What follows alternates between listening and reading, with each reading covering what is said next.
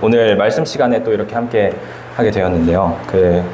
예정으로는 말씀이 30분 정도로 이렇게 예정이 되어 있는데 아마 그거보다는 좀 더 일찍 끝날 예정이라 긴 시간은 아니니까 좀 집중해서 한번 들어주시면 감사하겠습니다.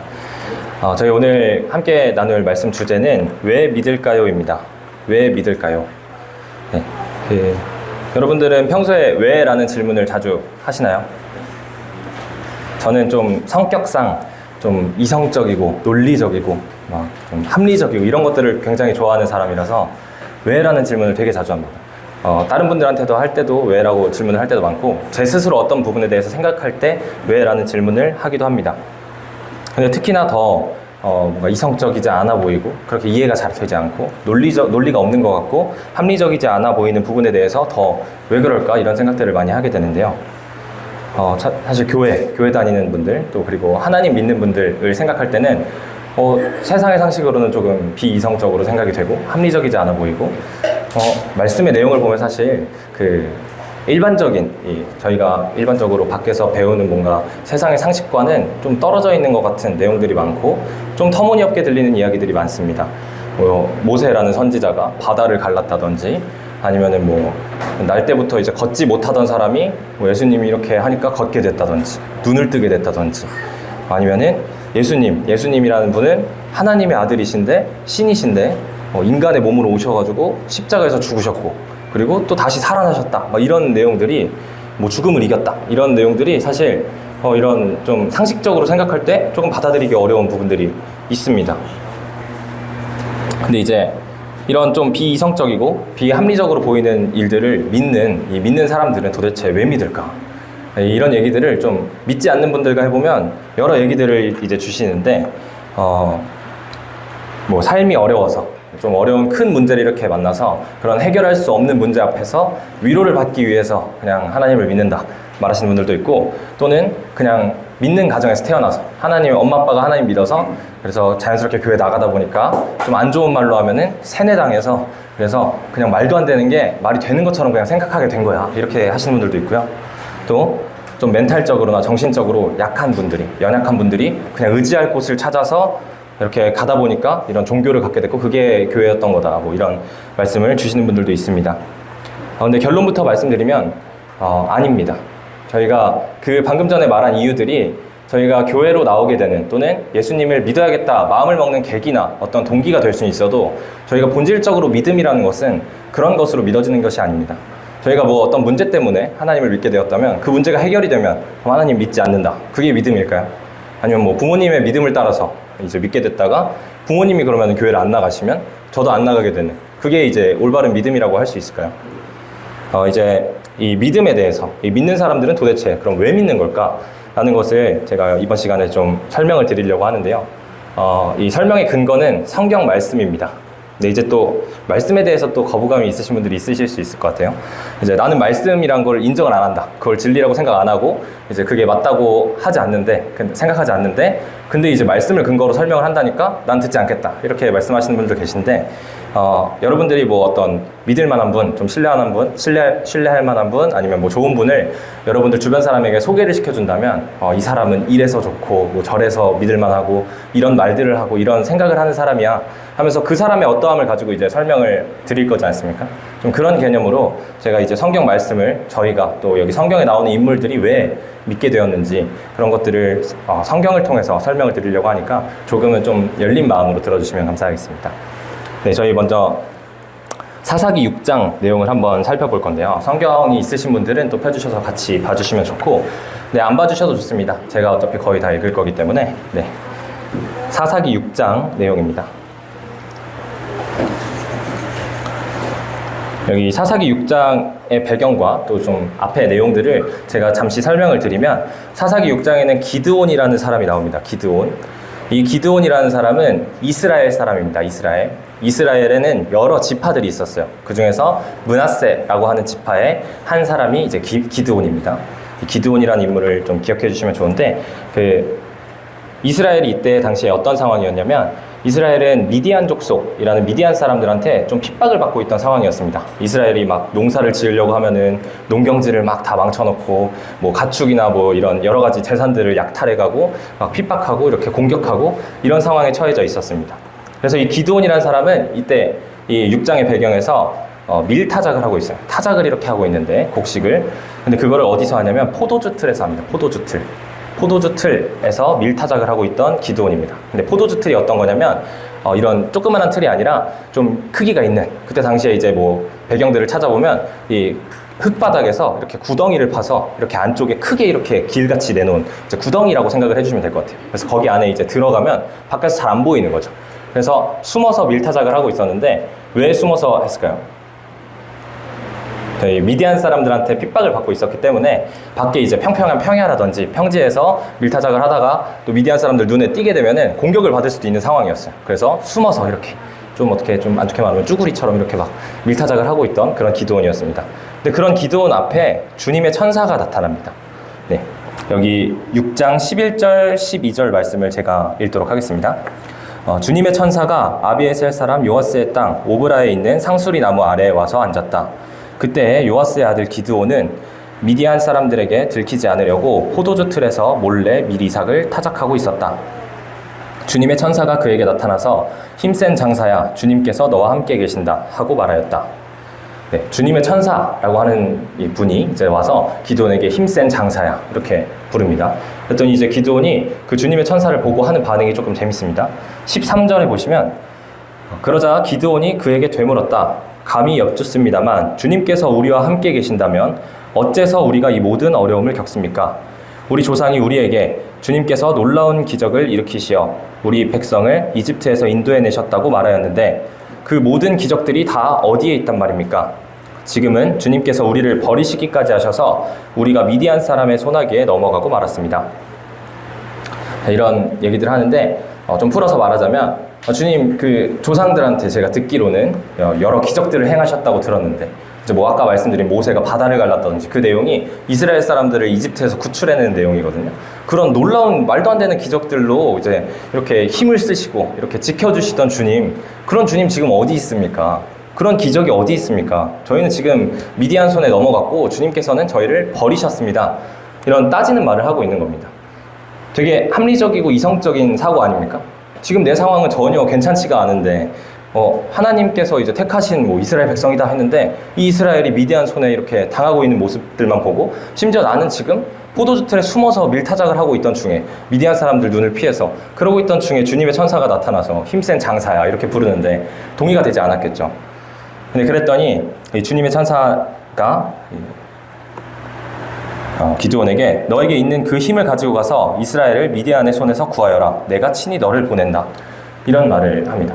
이제 기드온을 통해서 미디안 사람들 손에서 이스라엘을 구하겠다. 이런 약속을 해주시는데 근데 이제 기드온은 당연히 이해가 되지 않겠죠. 그래서 이제 기드온의 대답이 어떠냐면 제가 어떻게 그러겠습니까? 저는 므낫세 지파에서도 그 지파가 있다고 했죠. 그 지파에서도 기드온의 집안이 가장 작은 집안이었어요. 그리고 그 집안 중에서도 가장 어린 사람이 기드온이었습니다. 그래서 기드온이 생각하기에는 자기가 이런 어떤 뭐 미디안 사람들과 전쟁을 한다든지 이런 개념에 있어서는 자기가 최악의 조건이었던 거예요. 워스트 오브 워스트. 그러니까 제일 별로인 사람인데 내가 생각하기엔 싸울 능력이 없는 사람인데 어떻게 나를 보내신다고 하십니까? 하는데 주님의 천사가 말하기를 이제 내가 반드시 너와 함께 있을 것이니 네가 미디안 사람들을 마치 한 사람 쳐 부수듯 쳐 부술 것이다 하고 말씀하셨다. 네, 이렇게 아니 내가 너와 함께 할 거니까 넌 미디안을 이길 수 있어. 이런 이해가 되지 않는 말씀을 또 하십니다. 이때 또 기드온의 반응이 그래서 그 뒤로 이제 주님의 말씀을 따라서 뭐 여러 우상들이 있었어요. 뭐 바알, 아세라 뭐 이런 여러 가지 우상 제단이라든지 그런 신상 같은 것들, 그러니까 주님이 아닌 다른 신을 섬기는 그런 신상 같은 것들을 부숴버리고 거기서 더 나가서 진짜로 미디안 사람들과 이렇게 전쟁을 앞둔 상황까지 왔습니다. 미디안 군대가 이렇게 쫙 앞에 진을 치고 있고 그리고 이 이스라엘 이 군사들도 이제 소집이 되어서 이제 기드온과 함께 있는 상황이에요. 이거 진짜 이제 곧 싸우러 나가는 그런 상황이 되었는데 그때 또 이제 기드온은 이제 확신을 가지고 나가길 좋아하는 사람이기 때문에 34절에 한번 보시면 기드온이 하나님께 아뢰었다. 참으로 주님께서는 말씀하신 대로 나를 시켜서 이스라엘을 구하시려고 하십니까? 그러시다면 내가 양털 한 뭉치를 타작마당에 놓아두겠습니다. 이슬이 이 양털 뭉치에만 내리고 다른 땅은 모두 말라 있으면 주님께서 말씀하신 대로 저를 시켜서 이스라엘을 구하시려는 것으로 알겠습니다. 그러니까 양털 뭉치를 마당에다 두겠다는 거예요. 그래서 자고 일어나서 그 이슬이 양털 뭉치에만 뭉쳐 있고 그 옆에 이제 다른 곳들은 이슬이 안 맺히고 말라 있다. 그럼 제가 믿겠습니다. 이런 말을 하고 있는 거죠. 근데 그 다음날 일어나 보니까 그렇게 되어 있었습니다. 근데 거기서 한 번 더 기드온은 이 39절 내용에 보시면 노하지 마십시오 하면서 제가 한 번 더 말씀드리고자 합니다. 양털 뭉치로 한 번만 더 시험해 보게 하여 주십시오. 이번에는 양털은 마르고 사방의 모든 땅은 이슬이 내리게 하여 주십시오. 이렇게 부탁을 다시 하게 되죠. 양털이 이번에는 젖는 게 아니라 말라 있고 그 주변 땅들이 젖어 있게를 이제 말씀을 드리는데 그것 또한 그렇게 됩니다. 그래서 결국에 이 기드온이라는 사람은 미디안 사람들과의 전쟁에 나서게 되고 뭐 여러 가지 뭐 선별 과정을 통해서 뽑힌 그 병사들과 함께 나가서 미디안을 정말로 부수게 됩니다. 부수고 이제 이스라엘을 구출해내게 되죠. 근데 이 이야기를 보면 참 신기한 것 같아요. 저는 원래는 이 기드온이 주님의 천사를 만나기 전에는 포도주 틀에 숨어서 이렇게 막 몰래 미디안 사람 눈을 피해서, 그러니까 기드온은 처음부터 막 이런 전쟁에 능한 뭐 어떤 싸움을 좋아하는 그런 사람이 전혀 아니었어요. 숨어 다니고 이렇게 피해 다니던 사람이었는데 이런 사람이 이런 사람을 들어 쓰셔서 이제 주님께서 미디안을 치는데 사용한다는 것 자체가, 그리고 그 이 한 사람의 마음을 바꾸시는 것 자체가 저한테는 되게 신기한 일인 것 같습니다. 근데 이 사이에 어떤 변화가 있었느냐? 기드온은 주님을 만났어요. 기드온은 맹목적으로 주님을 믿지 않았습니다. 그냥 조상님들이 그렇대, 모세 뭐 이렇게 바다 갈랐대, 그래서 우리가 지금 여기 있는 거래 라는 그 내용을 그냥 그렇다니까 그런 줄 알고 사는 게 아니었어요. 아니 그렇다면서 왜 지금 내 처지는 이렇고 왜 주님이 말씀하신 기적이 어디 있습니까? 하고 말하던 사람이 기드온이었는데 이 사람은 결국 미디안 사람의 손에서 이스라엘을 구출해내는 사람이 됩니다. 네. 이렇게 주님을 만난다는 것은, 주님을 믿게 된다는 것은 삶이 정반대로 변하는 일이 되는 것이고, 저희가 믿는 사람이라고 하는 것은 이런 사람들이에요. 주님을 만난 사람들입니다. 저희 한 사람의 예시를 또 더 살펴볼 건데요. 사도 바울이라고 혹시 들어보신 적 있으신가요? 바울. 저희 교회 배경이 없으신 분들은 사실 바울 하면 조금 뭐 익숙하지 않으실 수도 있을 것 같아요. 그런데 이 바울은 되게 뭐 교회 다니는 사람들, 믿는 사람들 사이에서는 유명한 분이에요. 저희가 그 성경이 크게 두 파트로 나눠져 있다고 보시면 되는데, 구약 성경, 이제 예수님 오시기 전, 신약 성경, 예수님 오신 다음 얘기들이 이렇게 적혀 있는데, 그 신약 성경에서 완전 지대한 분량을 차지하는, 그러니까 뭐 영화로 치면 주연 배우급의 그런 분이라고 보시면 되고, 정말 많이 나와요. 이 바울이란 분이 뭐 바울이 한 얘기, 바울이 한 행동, 바울이 어떻게 됐는지, 바울이 쓴 편지, 뭐 이런 것들이 성경에 너무 상세하게 많은 내용이 기록이 되어 있습니다. 그럼 그만큼 또 주님을 위해서 열심히 살고 열심히 믿고 또 뭐 이렇게 주님을 잘 따르던 사람이 아니었겠습니까? 근데 이 사람은 처음부터 이렇게 주님을 믿는 사람이 아니었습니다. 저희 사도행전 7장 내용을 한번 살펴보실 건데요. 사도행전 7장입니다.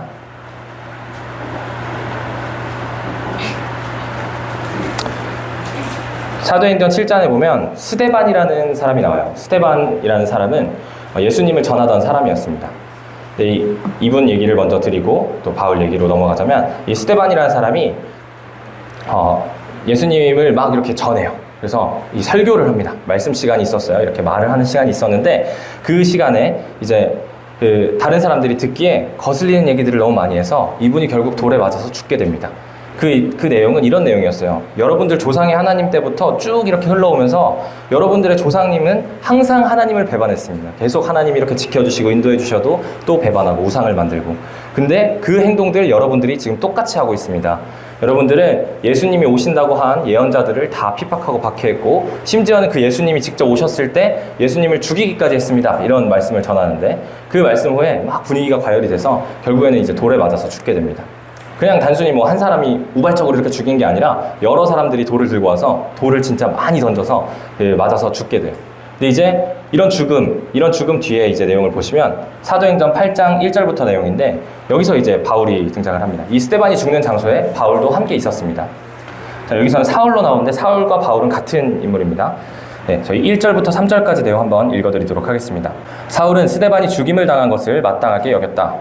그날에 예루살렘 교회에 큰 박해가 일어났다. 그래서 사도들 이외에는 모두 유대 지방과 사마리아 지방으로 흩어졌다. 경건한 사람들이 스데반을 장사하고 그를 생각하여 몹시 통곡하였다. 그런데 사울은 교회를 없애려고 날뛰었다. 그는 집집마다 찾아 들어가서 남자나 여자나 가리지 않고 끌어내서 감옥에 넘겼다. 네, 이런 얘기가 나오는데 1절에 보시면은 사울은 스데반이 죽임을 당한 것을 마땅하게 여겼다. 네, 여러분 이렇게 돌에 맞아서 사람이 죽는 장면을 보고 그 앞에서 이 사울은 마땅하게 잘 죽었네 이런 생각을 했다는 거예요. 그러니까 죽을만 해서 죽었다 이런 생각을 했다는 거예요. 마땅하다는 건 그런 뜻이잖아요. 그런 생각을 했고 3절에 보면은 교회를 없애려고 날뛰었다. 뭐 집집마다 들어가서 남자나 여자나 가릴 것 없이 끌어내서 감옥에 넘겼다. 사울은 이런 사람이었어요. 이 사울은 예수님을 믿는다고 하는 사람들을 잡고 이렇게 이 감옥에 넘기고 죽이고 이런 사람이었습니다. 이런 사람에게는 또 어떤 일이 일어나서 주님을 믿게 되었을까요? 사도행전 9장 말씀 함께 읽으실 건데요. 9장 1절부터의 내용입니다. 한번 뭐 성경을 같이 보셔도 좋고 아니면 제가 말씀드리는 거를 좀 들어주셔도 좋겠습니다. 1절부터 5절까지의 내용인데요. 네, 사울은 여전히 주님의 제자들을 위협하면서 살기를 띠고 있었다. 그는 대제사장에게 가서 다마스쿠스에 있는 여러 회당으로 보내는 편지를 써달라고 하였다. 그는 그 도를 믿는 사람은 남자나 여자나 가리지 않고 닥치는 대로 묶어서 예루살렘으로 끌고 오려는 것이었다. 사울이 길을 가다가 다마스쿠스 가까이에 이르렀을 때 갑자기 하늘에서 환한 빛이 그를 둘러 비추었다. 그는 땅에 엎어졌다. 그리고 그는 사울아 사울아 네가 왜 나를 핍박하느냐 하는 음성을 들었다. 그래서 그가 주님 누구십니까? 하고 물으니 나는 네가 핍박하는 예수다. 사울은 그때도 이제 예수님 믿는다고 하는 사람들을 잡아가려고 이렇게 어디로 이동을 하던 중이었어요. 이동을 하던 중에 갑자기 환한 빛이 비쳐서 눈이 멀게 됩니다. 그리고 땅에 엎어지게 되죠. 근데 그때 딱 주님의 음성이 들리는 거예요. 사울아 사울아 어찌하여 네가 나를 핍박하느냐 왜 나를 괴롭히느냐 이런 내용의 음성이 들립니다. 그래서 누구십니까? 하고 물으니 네가 핍박하는 예수다. 이런 답을 주님께서 주시죠. 이 뒤에는 또 얘기들이 어떻게 되냐면 그 눈이 이렇게 먼 뒤에 3일 동안 눈을 뜨지 못해요. 그리고 결국에는 주님이 말씀하신 장소로 이동을 해서 주님께서 예비해 두셨던 아나니아라는 제자를 통해서 사울은 눈을 뜨게 됩니다. 그리고 그 눈뜬 장소에서 또 함께 그 예수님을 따르는 제자들과 함께 얼마간 지내다가 그 뒤에는 예수님을 전하는 사람이 돼요. 예수님을 따르는 사람들을 잡고 넘기고 이렇게 죽이던 사울이 예수님을 전하는 사람이 됩니다. 그리고 그 뒤에는 성경에 많은 내용이 나와 있는데 예수님 반대로 돼요. 입장이 정반대로 이제 예수님을 전하다가 사울이 잡혀가고 매를 맞고 막 기절했다가 다시 돌아가서 또 말씀을 전하고 또 그러다가 결국에는 예수님을 위해서 죽음까지 이렇게 당하게 됩니다. 이런 내용들을 볼 때 역시나 이것도 신기한 일이죠. 완전 반대, 정반대로 살아가던 인생을 살던 사람이 예수님을 위해서 산다고 완전 목숨까지 거는 일이 쉽지 않은 일이잖아요. 이해할 수 없는 일이죠. 근데 이게 하나님 믿는 사람들은 이런 일들로 믿게 되는 겁니다. 저희 주변에 하나님 믿는 사람들이 이제 간증이란 걸 해요. 간증이 뭐냐면 하나님 경험한 이야기예요. 하나님 경험한 이야기를 말씀을 드리는 건데 근데 이제 하나님 경험한 이야기들 들어보면 이런 얘기들 많아요. 내가 어디가 아팠는데 하나님께 기도했더니 나았다. 뭐 바울처럼 또는 내가 어떤 상황을 두고 조금 불안해하고 확신을 가지지 못하고 있을 때 하나님께서 이런 상황들로 나한테 확실하게 응답해 주셔서 그리고 주님의 뜻대로 할 수 있게 되었다. 이런 간증들이 많은데 사실 믿지 않는 분들 입장에서 그거 들으면 반응이 어떻습니까? 끼워 맞추기 하네 하면서 이제 어차피 일어날 때 상황 두고서는 그냥 끼워 맞춘 얘기 아니야 그냥? 뭐 너가 기도했건 안 했건 그런 일이 일어났을 거잖아. 또는 뭐 아팠던 사람들한테도 나을 때가 됐으니까 낫겠지. 뭐 기도했다고 낫다는 게 말이 돼? 뭐 하나님이 고쳤다고? 의사가 고쳤지? 막 이러면서 그런 얘기들을 공격적으로 하시는 분들도 있어요. 그런 마음만 품고 계실 수도 있죠. 근데 그렇게 생각하는 이유는 결국에 그 일이 내 일이 아니기 때문입니다. 내가 경험한 일이 아니기 때문에 그렇게 생각할 수 있는 거예요. 저희 뭐 누가 아팠던 사람이 낫게 됐다든지 또는 어떤 사람 마당에 뭐 양털이 뭐 젖어 있다가 말라 있다가 그게 뭐 중요합니까? 전혀 상관도 없는 이야기인데 근데 그런 일들이 내 일이 될 때 내가 경험한 일이 될 때 결국 그 사람의 인생을 바꾸게 되는 주님을 따르게 되는 그런 놀라운 일들이 일어나게 되는 것입니다. 여러분들이 사실 믿지 않으려고 마음을 먹으면 그러니까 난 안 듣겠다라는 마음으로 닫아버리면 어떤 것들을 생각해도 사실 믿지 못할 일들만 있어요. 뭐 예를 들어서 부모님의 사랑을 의심한다고 쳐봅시다. 부모님이 사랑하신다라고 가정할게요. 아마 대부분 그러시겠죠. 근데 이제 부모님이 나를 사랑하시는데 자, 내가 한번 이 사랑을 의심해 보겠어 하고 생각했어요. 근데 어느 날 뭐 밥때가 돼서 어머니께서 이제 밥을 해주시는데 어머니는 알고 계세요. 제가 고기 반찬을 좋아하는 걸 알고 계시고 또 고기 반찬을 해주실 능력 또한 있으신 분입니다. 냉장고에 고기가 있어요. 근데 그날 저녁에 고기 반찬이 안 나왔어. 그래서 제가 이렇게 생각하는 거예요. 아, 어머니는 내가 고기를 좋아한다는 지식도 있어. 심지어 고기를 줄 능력도 있어. 근데 주지 않았어. 그렇기 때문에 어머니는 날 사랑하지 않는다. 라는 결론을 제가 내린다면 그럼 되게 어리석은 이 뭔가 판단 과정 아닌가요? 근데 저희가 하나님에 대해서는 그렇게 생각하기가 쉽다는 거죠. 내가 겪지 않았기 때문에 아니 하나님이 선하시고 전지전능하시면 나한텐 이런 일이 왜 일어나고 전 세계에 뭐 이런 일들은 저런 일들은 왜 이런 건데 하고 이해되지 않는 분들이 많을 거예요. 근데 이제 그런 것들이 결국에 내가 겪는 일이 될 때 그런 말도 안 되는 일들이 믿어지는 것이 이 믿음이라는 것입니다. 저희가 지금 이렇게 가스펠데이를 준비하고 이렇게 말씀을 전하고 또 여러 이제 뭐 지인, 동료, 친구, 뭐 가족 분들을 이렇게 모셔온 것이 단순히 그냥 내가 심심해서 교회 혼자 다니고 싶지 않아가지고 나랑 마음 맞는 친구들 한두 명 더 있으면 좋으니까 데리고 온 건 절대 아니에요. 정말로 아닙니다. 정말로 아니고 그리고 여러분들 이 말씀을 듣게 되기까지 또 뭐 여러 행사들이라든지 뭐 맛있는 식사를 준비해 주셨다든지 그런 분들이 자기 시간과 돈과 노력들을 들여서 이렇게 헌신하는 것들이 단순히 무슨 교회에 회원 하나 더 유치해가지고 그 회원으로 이제 돈 좀 이제 좀 충원하고 또 어떤 인력들을 보충하기 위해서 그렇게 하시는 것이 아닙니다. 그분들 다 예수님을 만난 사람들이에요. 예수님 만나서 예수님을 믿고 이 말씀을 따르게 된 사람들입니다. 이 바울같이 기드온같이 주님을 경험한 사람들이에요. 그래서 여러분들 생각하기엔 그렇게 생각하실 수 있을 것 같아요. 그러면은 뭐 내가 길 가다가 갑자기 뭐 눈이 멀어가지고 막 주님 음성이 들리고 아니면 뭐 나무 아래 갑자기 주님의 천사가 앉아 있어가지고 나한테 뭐 힘센 장사야 이럴 리는 없잖아요. 근데 이제 이렇게 생각하시면 좋을 것 같아요. 저희 성경이 완성된 뒤에는 성경을 통해서 이제 구원을 받는다고 많은 말씀에 나와 있는데 저희 디모데후서 3장 15절에 보시면 제가 읽겠습니다. 그대는 어려서부터 성경을 알고 있습니다. 성경은 그리스도 예수를 믿는 믿음으로 말미암아 그대에게 구원에 이르는 지혜를 줄 수 있습니다. 이 성경 말씀이라는 것은 구원에 이르게 한다. 이런 내용이 나와 있고요. 또 베드로전서 1장에 보시면 베드로전서 1장 23절에 보시면 여러분은 다시 태어났습니다. 그것은 썩을 씨로 그렇게 된 것이 아니라 썩지 않을 씨, 곧 살아계시고 영원하신 하나님의 말씀으로 그렇게 되었습니다. 이렇게 나와 있어요. 여기서 다시 태어난다는 것은 예수님을 믿게 되고 또 새롭게 살아간다는 뜻이겠죠.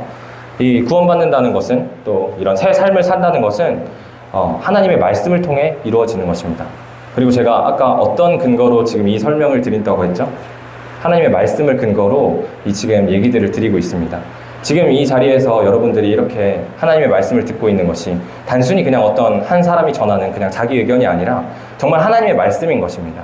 지금 이 순간이 여러분에게는 그 상수리나무 아래에서 주님의 천사를 만났던 그 기드온의 모습인 거고 그리고 또 그 눈이 멀어서 사울아 사울아 왜 너가 나를 핍박하느냐 왜 나를 거부하니 왜 나를 이렇게 못살게 구니 하는 그 주님의 음성을 여러분들께서 지금 이 자리에서 듣고 계신 겁니다. 아까 말씀드렸듯이 여러분들을 이 자리에 오기까지 또 이 말씀을 듣게 되기까지 여러 노력들을 하신 분들은 정말 진심으로 여러분들이 예수님을 믿게 되기를 삶이 변화되기를 기대하는 마음으로 기도하는 마음으로 이 자리에 이렇게 인도하셨을 겁니다. 그리고 저 또한 같은 마음으로 여러분들이 정말 예수님을 믿게 되기를 바라겠습니다. 들어주셔서 감사합니다.